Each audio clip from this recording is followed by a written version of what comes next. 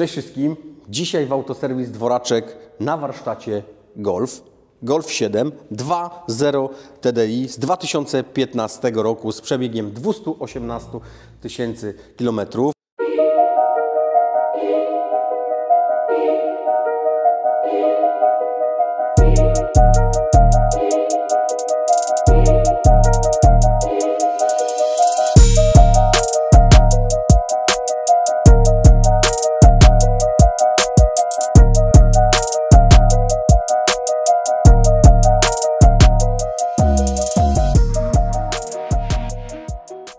Słuchajcie, na co auto do nas trafiło? Uszkodzone 218 tysięcy przebiegu, słuchajcie. Uszkodzone koło dwumasowe, ubytki płynu chłodniczego oraz spalanie oleju. Także nie ma co tutaj się zastanawiać, wyciągamy silnik.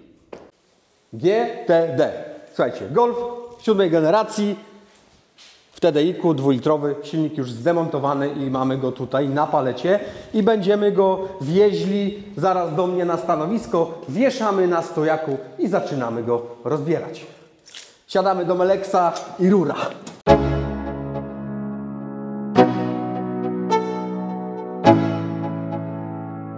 Let's go. Yo. I'm like an addict, do I gotta have it. I ain't even playing, got a really bad habit. If it moves, gotta grab it, fuse like a magnet. Lose, won't have it till I'm doomed in a casket. I ain't playing, got a weird mind. If you work 8 hours, I'ma work 9. If the shit tastes sour, you should taste mine. I'ma stay in power for a long time.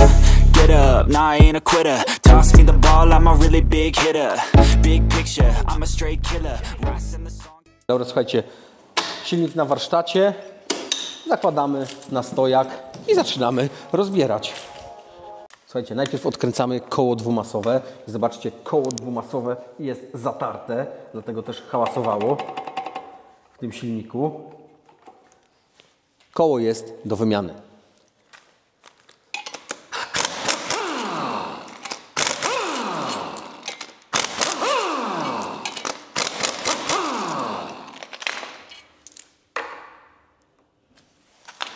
Taka sztaplarka bardzo ułatwia pracę na warsztacie, bo nie macie problemu z demontażem oraz montażem silnika właśnie na takim stojaku. Na żurawiu jest to dosyć niewygodne. Wyciągacie stołem krzyżowym taki motor z samochodu, nie mogę go zdjąć. Wyciągacie, stawiacie sobie na palecie tak jak ja i przy pomocy wózka widłowego montujecie na wózku do rozbierania silników, tak? Dobra, idzie. A uparte.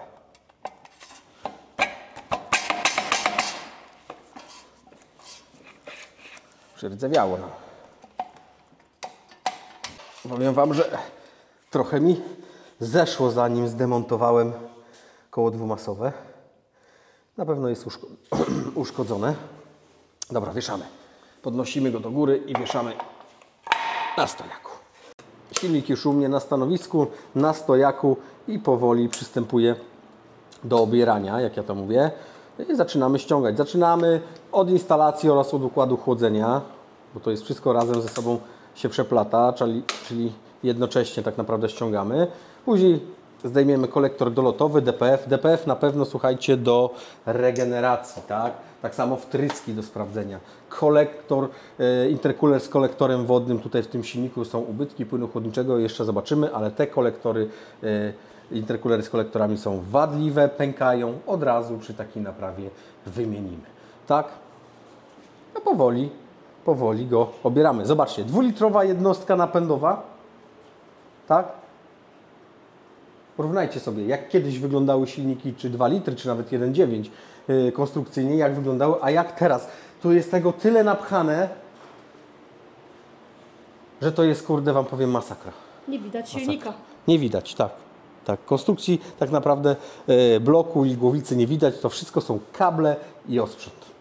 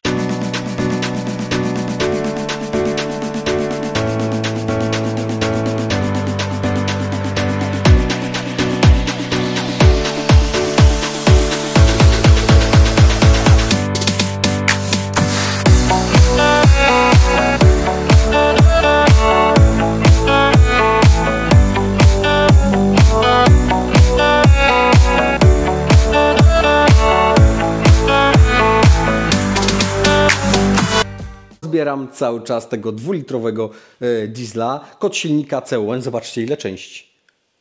Ile przewodów od układu chłodzenia. Intercooler wodny zintegrowany z kolektorem dolotowym i już Wam mogę powiedzieć, że tutaj doszło do rozszczelnienia i płyn dostawał się tędy do cylindrów. Zobaczcie, tutaj wszystko umyte, mokre oraz z czerwonym, takim charakterystycznym dla płynu nalotem. Oczywiście ja jeszcze będę go sprawdzał, czy faktycznie tak jest, ale na 90% mamy tutaj nieszczelność i tędy dochodziło do ubytku płynu chłodniczego. Silnik 2-litrowy diesel wyposażony w regulator faz rozrządu. Zobaczcie, tutaj z tyłu macie regulator faz rozrządu 16-zaworowy, 4-cylindrowy. I co dalej? Słuchajcie, i od tej strony patrząc, to nie jest wcale wałek ssący, a to nie jest wałek wydechowy. Mamy na wałkach po jednym z zaworów ssącym i po jednym w zaworu z wydechowym, tak jak już Wam pokazuję. Tu mamy zawory ssące, tutaj, a tu mamy zawory wydechowe i idzie to tak, ssące, wydechowe, ssące, wydechowe, ssące, wydechowe, ssące, wydechowe. Także troszeczkę inna konstrukcja, warto o tym wspomnieć. Rozbieramy dalej, zaraz ściągamy rozrząd, ściągamy głowicę i zobaczymy, jak silnik wygląda w środku.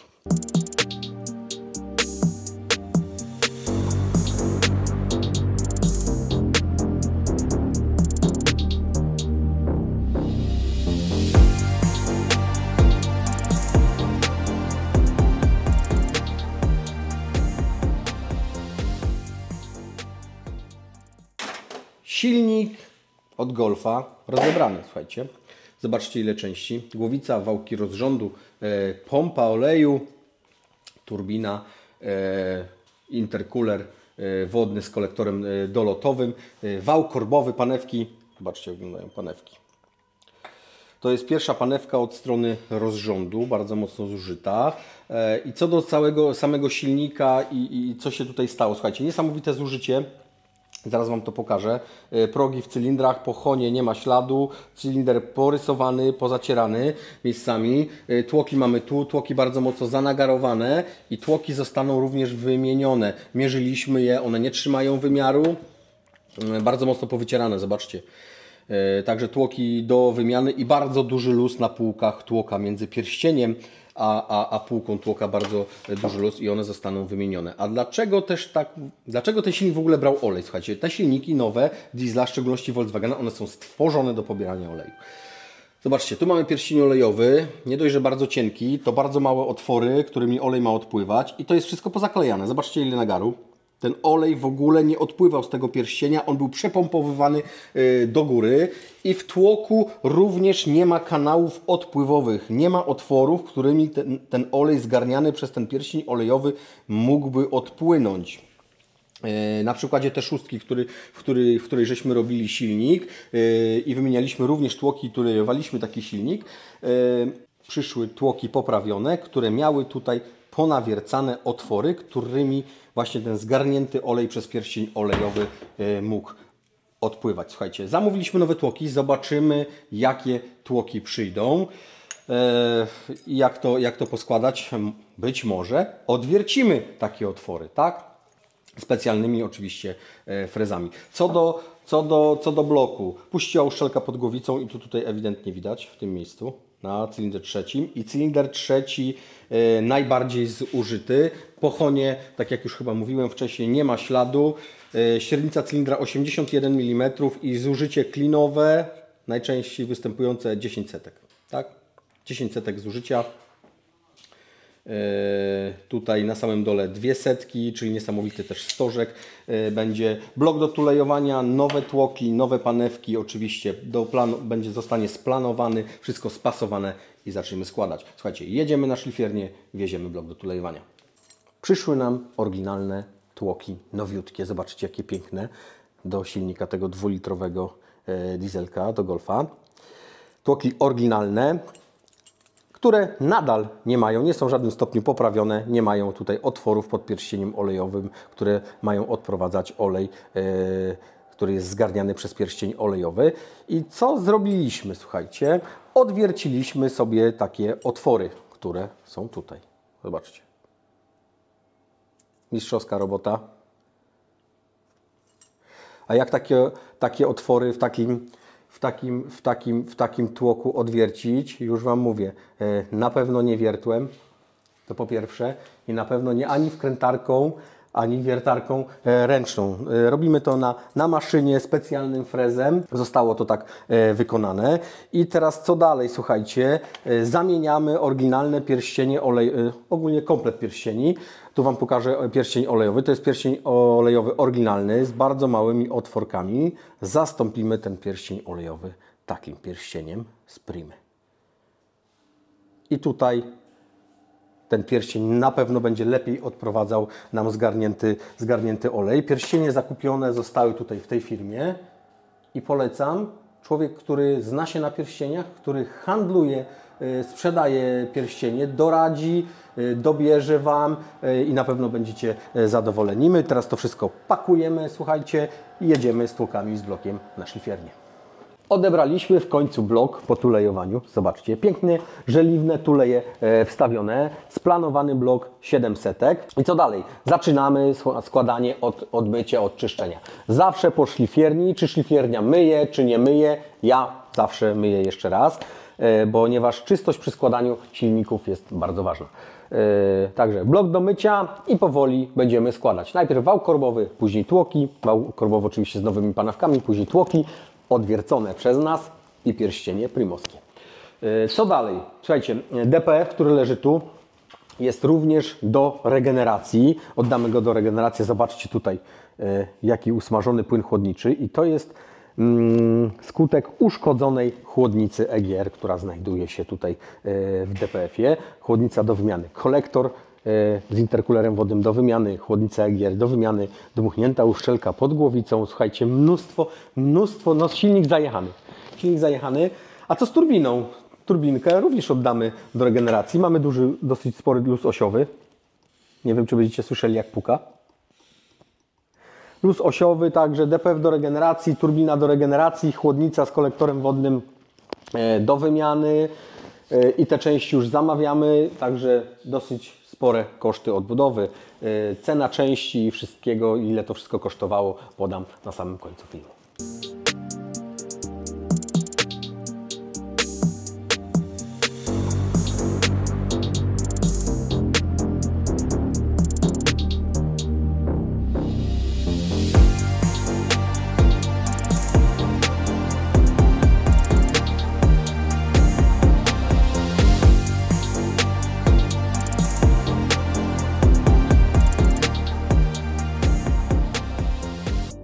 Blok mamy już umyty i mamy zamontowany wał korbowy z nowymi panewkami głównymi. I od razu Wam mogę powiedzieć, że mieliśmy z panewkami głównymi problem.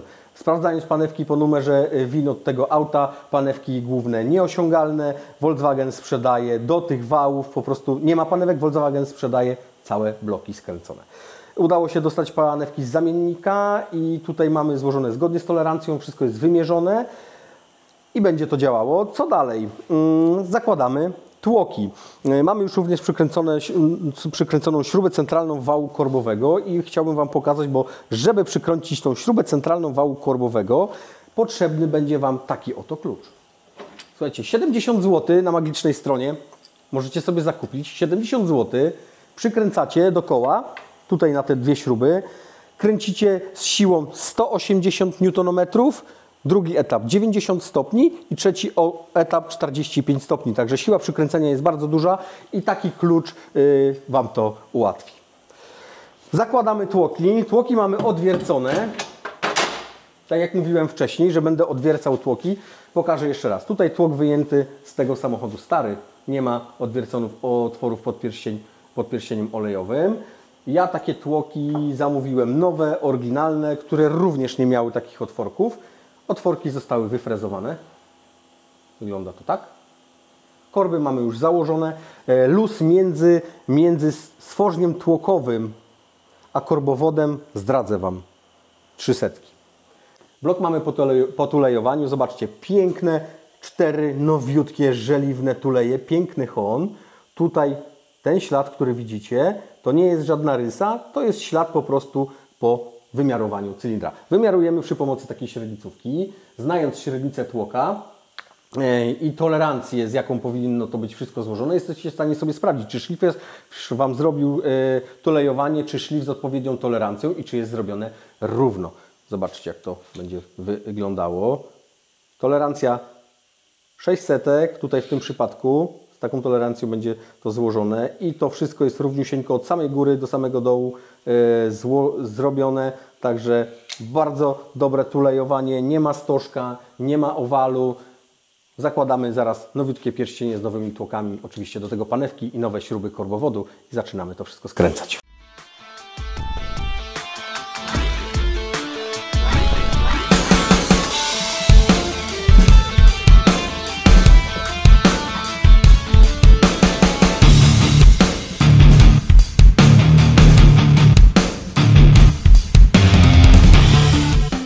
Tłoki już na swoim miejscu. A co teraz będziemy robili? Słuchajcie, mierzymy występ tłoka, żeby dobrać grubość uszczelki pod głowicą. I to jest bardzo ważne.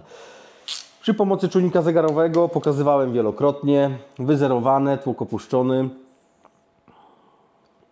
Dookoła zegar jak się obróci, to mamy milimetr i 200. 1,02 i już Wam mogę powiedzieć, bo ja oczywiście już to sprawdzałem wcześniej.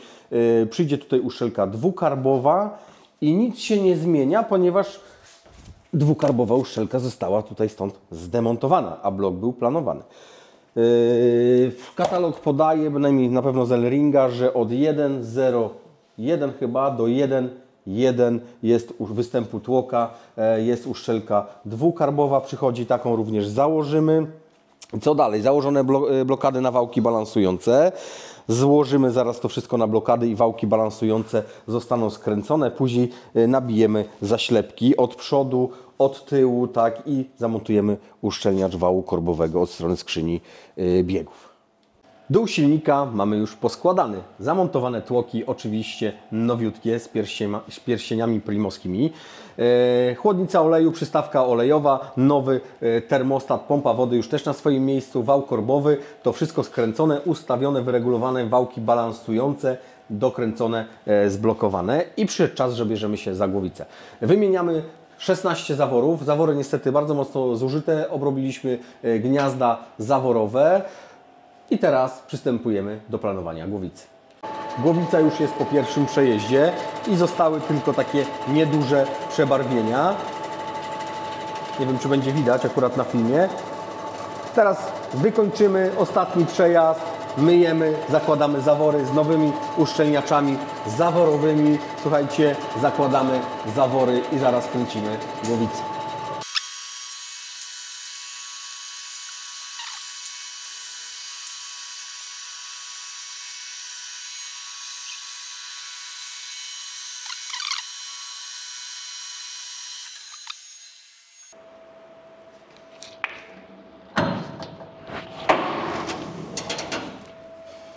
Piękna płaszczyzna.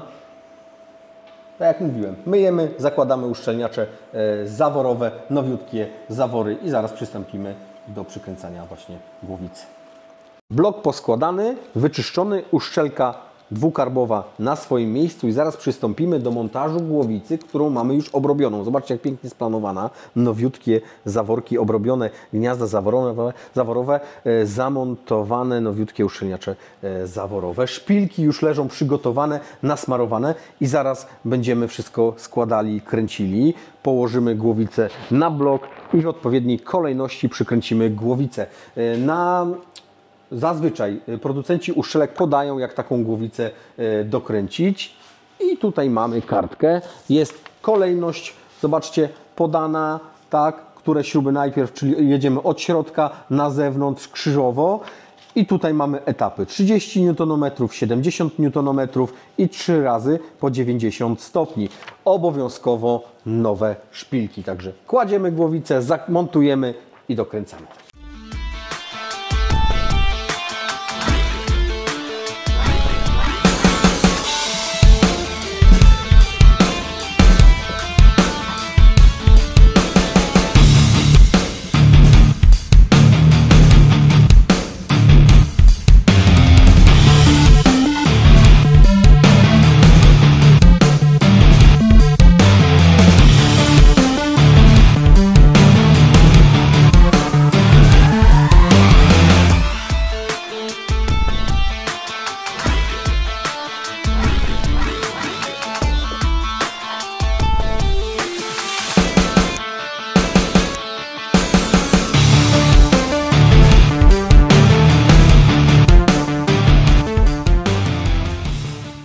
głowica dokręcona, zamontowana na swoim miejscu z odpowiednią siłą. I tutaj przyszła z pomocą moja małżonka, która musiała to wszystko przytrzymać, bo w momencie dokręcania elektronicznym kątomierzem, no ten stojak niestety nie jest na stałe przytwierdzony do posadzki i się przestawia. Pomimo tego, że ma blokady, ucieka. Ta siła dokręcenia jest bardzo duża i należy to wszystko przytrzymać, ale warto postawić sobie kreski na śrubach i wtedy wiemy, czy mamy dokręcone 90 stopni, czy nie mamy. Nie jesteśmy w stanie ominąć wtedy takiej śruby. Patrzymy, czy wszystkie kreski stoją w jedną stronę. Tutaj 3 razy po 90 stopni, znacząc tutaj u góry 3 razy po 90 stopni właśnie mamy kreski w lewo. Ja to tak zawsze robię. Opisuję również sobie na głowicy kolejność dokręcania śrub, żeby po prostu się nie pomylić i nie ominąć żadnej śruby. Co dalej? Zakładamy wałki rozrządu i będziemy montowali turbinę, którą poddaliśmy regeneracji. Filtr cząstek stałych również został zregenerowany. Mamy tutaj tą turbinkę, która już jest odpakowana. Wysyłamy to do firmy. Co do regeneracji, nie regenerujemy na podzespołach żadnych, czyli wałek, tulejka, koła kompresji. Montujemy całe tak zwane HRA turbiny. Tak? Zazwyczaj z meleta, jeżeli nie ma, posiłkujemy się innymi firmami. To są stare części od tej turbiny. Cały korpus turbiny zostaje założony nowy, wypiaskowane muszle, skręcone, wyregulowane wszystko odpowiednio i to zostaje do nas odesłane i te turbinki chodzą naprawdę bardzo ładnie. Nie gwiżdżą i bardzo ładnie pracują, pod warunkiem, że nie ma problemu, słuchajcie, z ciśnieniem oleju, dziurą w dolocie albo z problemem z brudem w misie olejowym, z opiłkami, bo wszystko, co... Może inaczej. Jeżeli macie opiłki w oleju, nawet takie drobne, to wszystko odbija się najczęściej bardzo szybko na turbinie. Dochodzi do porysowania nam tutaj takiego wałka w tulejce, ona dostaje luzu i za chwilę zaczynają się pobory oleju, zaczyna się gwizdanie turbiny, także to jest bardzo ważne. W momencie regeneracji takiej turbiny czyścimy misę olejową, sprawdzamy ciśnienie oleju oraz czyścimy dolot, intercooler, tak? Tutaj mamy już wszystko zrobione, wszystko wyczyszczone i zaraz tą turbinkę zamontujemy.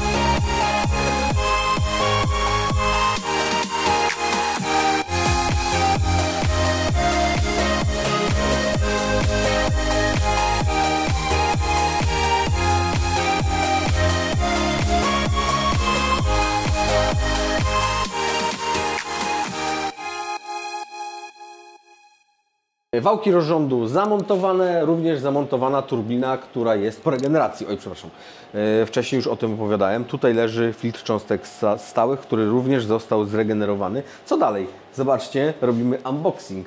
Intercooler wodny z kolektorem ssącym, który jest razem zintegrowany. Kwota 2000, z pamięci oczywiście, później będzie faktura, będziemy mówili, ile to kosztowało, ale chyba 2700 zł. Wygląda to tak. Zobaczcie. Kiepskiej jakości spawy. Zakupę kurde pieniędzy. Także przekręcimy sobie silniczek i powoli będziemy go tutaj już montowali. Zakładamy kolektor dolotowy zintegrowany właśnie z intercoolerem wodnym. Później przekręcimy czujniki. Powolutku, żeby nie uszkodzić. Bardzo cenna część. O, siedzi. Ja sobie go tutaj przekręcę, żeby nam nie uciekł. I zaraz śruby i będę to powoli skręcał. Silnik cały czas nam rośnie. Mamy już zamontowane wtryskiwacze. A jak takie wtryskiwacze przykręcamy? Słuchajcie, obowiązkowa nowe śruby. 8 Nm 270 stopni. Tak samo świece żarowe dokręcamy, słuchajcie, świece tutaj z czujnikiem ciśnienia dokręcamy na 12 Nm i warto się tutaj tych sił dokręcania trzymać. Pozostałe świece kręcimy na newtonometrów 17. Rozrząd mamy już na swoim miejscu, wszystko zsynchronizowane na blokadach. Również mamy zamontowany DPF po regeneracji z turbinką oraz z nową chłodnicą EGR i cały czas będziemy go jeszcze tutaj budowali. Słuchajcie, jeszcze mnóstwo rzeczy. Za chwilę zakładamy, makarony, jak ja to nazywam, i przewody chłodnicze. Też dosyć sporo tych przewodów mamy, a tu mamy wiązkę elektryczną, nie jest jakoś mocno rozbudowana, także nie powinno być z nią większego problemu. Bierzemy się do pracy i uzbrajamy silnik dalej.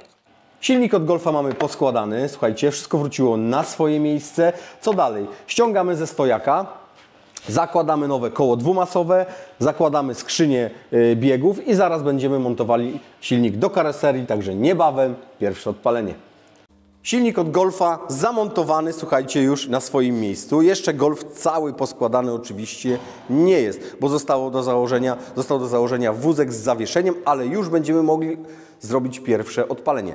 Teraz zakręcimy kilkukrotnie silnikiem, żeby napompować ciśnienie oleju i żeby ten olej wszędzie dotarł, żeby silnik nie wystartował na sucho. Słuchajcie, to będzie zaraz pierwsze odpalenie. Wtryski odłączone, kręcimy.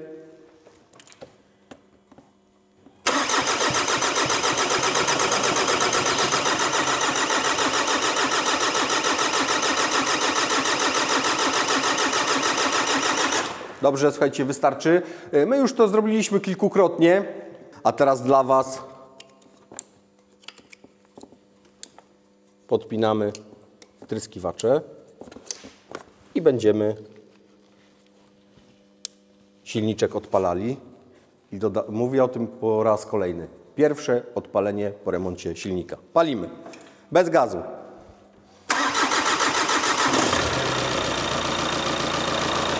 Muzyka dla uszu, słuchajcie. Pierwsze odpalenie za nami.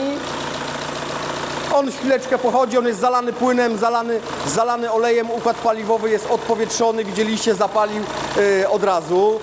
Co dalej? Zaraz autko zgasimy, uzbroimy wszystko, czyli założymy wózek z zawieszeniem, oczywiście koła, nadkola, to co będzie trzeba, osłony. Rozgrzewamy auto i wyciągamy filtr oleju. Kuna poskładana.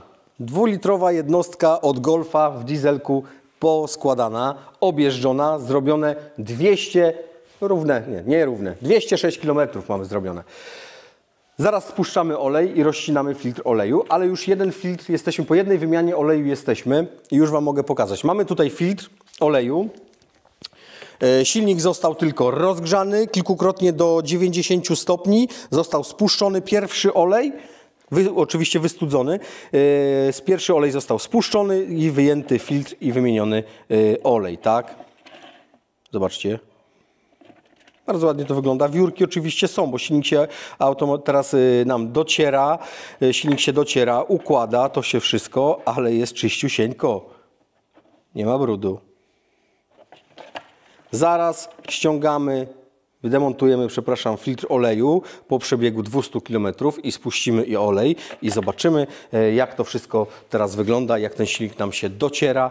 Zaraz wszystko będziemy wiedzieli. Ważne jest bardzo, żeby silnik po remoncie płukać czystym olejem, żeby pozbywać się tych wiórków, które powstają w wyniku docierania tego silnika, żeby ten silnik po prostu pracował nam na czysto i żeby to się wszystko oczyściło. I również robimy tak przy zakupie nowego samochodu.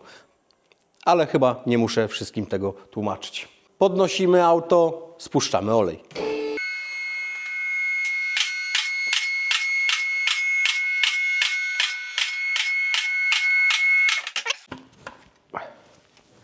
Silnik rozgrzany, spuszczamy olej po przebiegu 206 km. Filtr już jest zdemontowany, zaraz go Wam pokażę i zaraz go rozetniemy.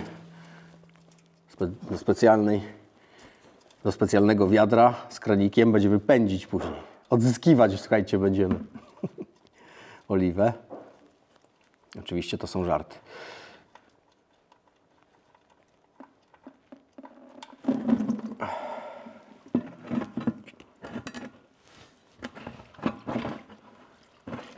Olej spuszczamy. Co możemy zaobserwować? No czysty, bo nie brudzi nawet rąk. Wiadomo, silnik czysto złożony. ale już ciemny, jak na diesla przystało. Jest jeszcze miodowy kolor, przebija, ale już ma kolor ciemnawy. Zobaczymy zaraz, jak to wygląda. Świeży olej i jeździmy dalej. Słuchajcie. A tutaj mamy filtr. Nie ma żadnych wiórów. Mogę go zaraz no zaraz go Wam rozetnę, zaraz zobaczymy, bo sam jestem ciekawy. Ale naprawdę czyściutko to wygląda. Tu jest jakiś jeden pojedynczy. Ale musimy wziąć pod uwagę to, że ten silnik się dociera, tak? 200 km. Przyzwoicie to wygląda. Może rozetnę. Tu mam nożyk. Rozetnę i zaraz sprawdzimy. A tam zejdzie olej.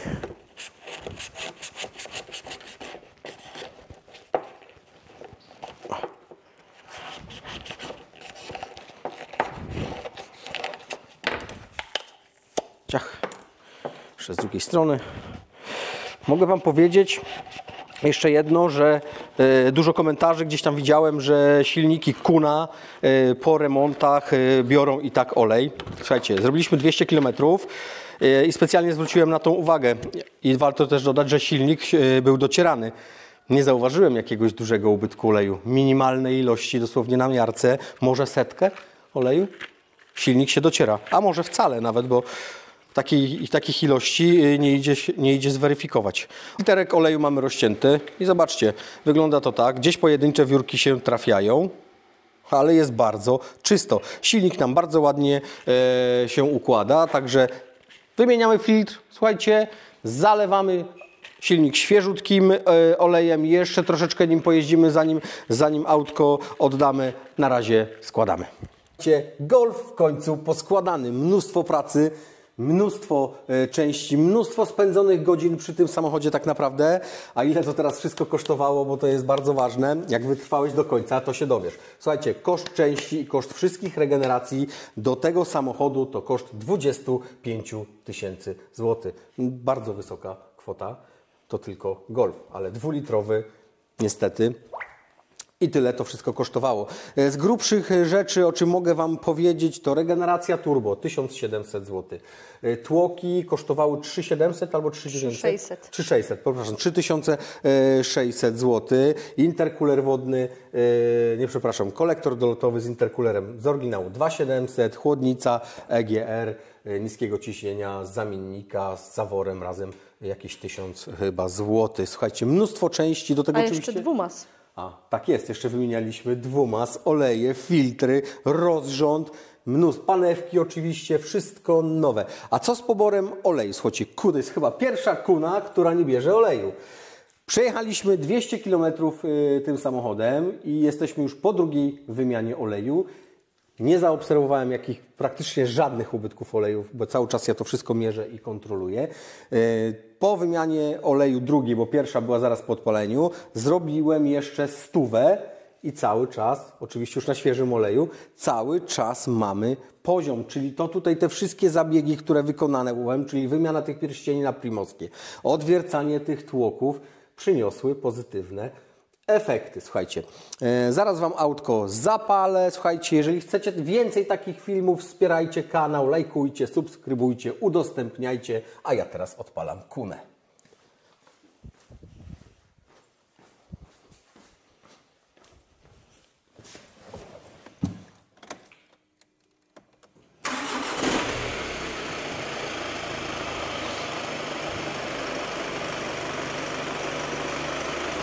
Muzyka dla uszu, słuchajcie, silniczek chodzi bardzo ładnie, 218 000 przebiegu, remont za kupę pieniędzy. Niestety, takie samochody, taką mamy teraz motoryzację, słuchajcie, jest jeszcze super, jak da się to ożywić i naprawić, żeby mógł ten samochód dalej poruszać się po drogach, słuchajcie.